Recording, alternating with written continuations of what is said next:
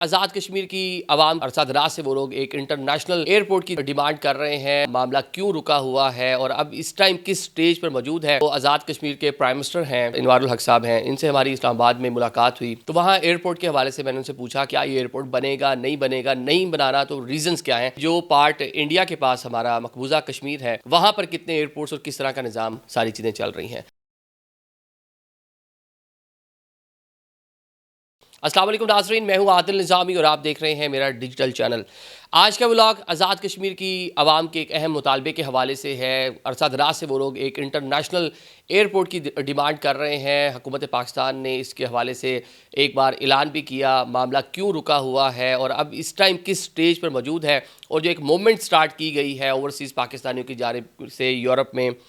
خصوصاً انگلینڈ میں، اس کا بھی بتائیں گے کہ وہ کہاں تک پہنچی ہے اور حکومت پاکستان اب کیا ارادہ رکھتی ہے، کیا یہ ایئرپورٹ بنے گا، نہیں بنانا تو ریزنز کیا ہیں، یہ ساری اس کا تذکرہ کریں گے۔ اور ساتھ میں یہ بھی آپ کو بتائیں گے کہ جو پارٹ انڈیا کے پاس ہمارا مقبوضہ کشمیر ہے وہاں پر کتنے ایئرپورٹس اور کس طرح کا نظام، ساری چیزیں چل رہی ہیں۔ سب سے پہلے جناب ایک ہم دیکھتے ہیں کہ صرف انگلینڈ میں ہی تقریباً 20-21 لاکھ کے قریب جو پاکستانی اوورسیز پاکستانی موجود ہے، پاکستانی ڈائسپورا یورپ میں بڑی تعداد میں موجود ہے۔ انگلینڈ میں تو مطلب ایک بڑا کامن ہے کہ مطلب آپ کو جو پاکستانی ہے وہ میر پوری اور آزاد کشمیری مطلب یہ وہاں پہ لوگ ملتے ہیں، اور بڑی تعداد میں جو وہاں کے حالات تھے اس کی وجہ سے امیگرنٹ بنے، وہاں پہ چلے گئے اور وہاں جا کے اپنا کام کاج کر رہے ہیں، لیکن اپنے علاقے کے ساتھ، اپنے لوگوں کے ساتھ، پاکستان کے ساتھ، آزاد کشمیر کے ساتھ ابھی بھی کنیکٹ ہیں، آتے جاتے رہتے ہیں، یہاں پہ اپنی گھر بھی بناتے ہیں، یہاں پہ آ کے شادیاں بھی کرتے ہیں، ایون تدفین بھی بہت سے لوگوں کی خواہش ہی ہوتی ہے کہ جب دنیا سے چلے جائیں تو ہمیں پاکستان لا کر ہی کی جائے۔ تو ہم دیکھتے ہیں جناب مطالبہ ان کا کافی عرصے سے تھا، تو گیلانی صاحب، یوسف رضا گیلانی پرائم منسٹر تھے، 2011 میں حکومت پاکستان نے اس کی منظوری دی کہ بالکل جناب ایئرپورٹ بنایا جائے، کیونکہ ہلی ایریا ہے سارا، وہاں پہ اس طرح کی لینڈ جہاں پہ جہاز اتر بھی سکیں اور مطلب معاملہ ٹھیک ہو جائے، تو وہ میر پور ایک ایسی جگہ تھی، اور اسی علاقے کے لوگ ذرا کچھ زیادہ باہر بھی ہیں، تو جناب ڈیسائیڈ کیا گیا کہ میر پور میں ایئرپورٹ بنے گا، اور پھر مختلف جو ادوار ہیں اس میں اس کے حوالے سے مختلف قسم کے اعلانات ہوئے۔ تنویر ریاض پرائم منسٹر بنے، انہوں نے تو کہا جی ایئرپورٹ بھی انٹرنیشنل بنا رہے ہیں، یا بلٹ ٹرین بھی چلے گی، ہم اپنی ایئر لائن بھی بنا رہے ہیں، مختلف نوعیت کی ڈرائی پورٹ بھی بنا رہے ہیں، لیکن وہ اعلانات تک ہی محدود رہیں باتیں، آگے بڑھ نہیں سکیں۔ اس کے حوالے سے چند دن پہلے جو آزاد کشمیر کے پرائم منسٹر ہیں، ان سے جو انوار الحق صاحب ہیں، ان سے ہماری اسلام آباد میں ملاقات ہوئی، انہوں نے ہمیں کھانے پہ بلایا، کچھ جرنلسٹ دوست ہمارے ساتھ تھے، تو وہاں ایئرپورٹ کے حوالے سے میں نے ان سے پوچھا کہ جناب یہ تو،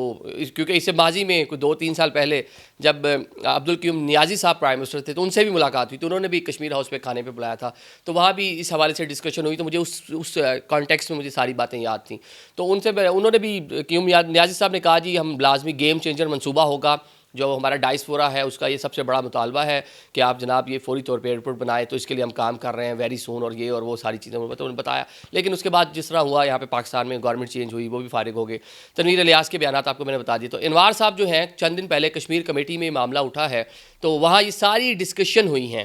کہ جناب ایئرپورٹ بنے، مطالبہ ہے، جب یہ لوگ باہر جاتے ہیں تو جو کشمیری ہیں سب سے بڑا سوال ہی ان سے یہ کرتے ہیں،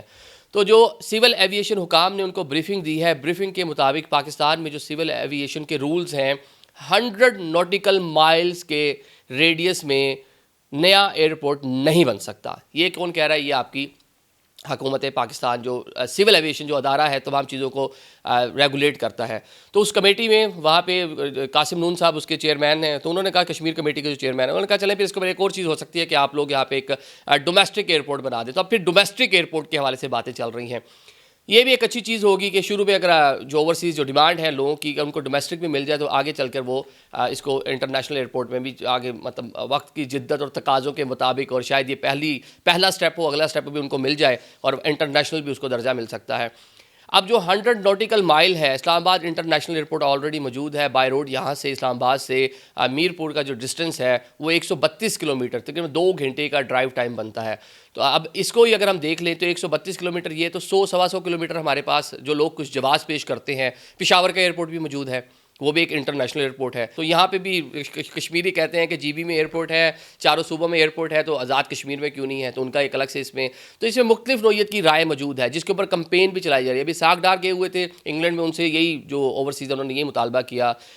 لارڈ قروان صاحب ہیں ان کو جو کمیونٹی ہے انہوں نے آگے کیا ہوا ہے. وہاں پہ ایک موومنٹ چل رہی ہے, وہاں پہ پٹیشنز جو ہے وہ سائن کروائی جا رہی ہیں, اس کے تقریباً 5-7 ہزار لوگ سگنیچر کر چکے ہیں کہ آزاد کشمیر میں ایئرپورٹ بننا چاہیے. لیکن فی الحال حکومت پاکستان,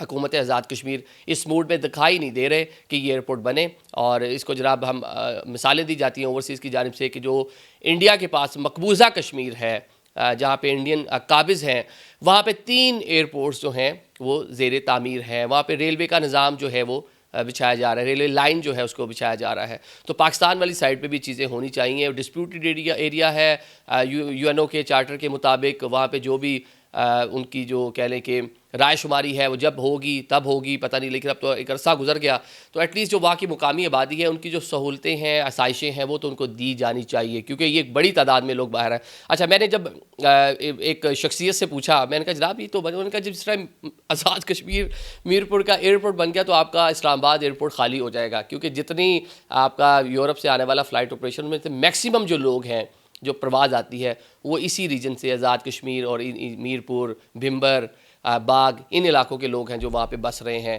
اور جو یہاں پہ پولیٹیکل یا پارٹیشن کے بعد جو معاملات تھے اس کے بعد بڑی تعداد میں لوگ وہاں پہ گئے. تو یہ فی الحال صورتحال ہے, اور بظاہر یہ لگ رہا ہے کہ فی الحال یہ بنے گا تو یہ پہلے مرحلے میں صرف بنے گا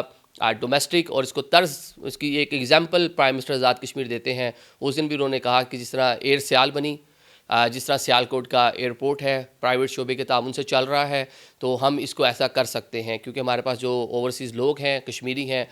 ویلدی ہیں, پیسے پوسے بہت ہیں ان کے پاس, تو اپنی ایئر لائن بھی بنا سکتے ہیں اور اپنا ایئرپورٹ کو بھی پرائیویٹ سیکٹر کے ذریعے اس کو رن کر سکتے ہیں. تو یہ پبلک پرائیویٹ پارٹنرشپ کے ذریعے سامو اس طرح کا کوئی میکینزم بن سکتا ہے تو یہ چل سکتا ہے. انہوں نے یہ آفر کی, تو اب دیکھتے ہیں کہ اس کے اوپر آگے چل کر کیا بات ہوتی ہے. لیکن فی الحال بظاہر یہ لگ رہا ہے کہ انٹرنیشنل ایئرپورٹ بہت مشکل ہے, اور ڈومیسٹک ایئرپورٹ کے لیے اگر کوشش کی جائے تو اس کے اوپر معاملات آگے بڑھ سکتے ہیں. Thank you so much.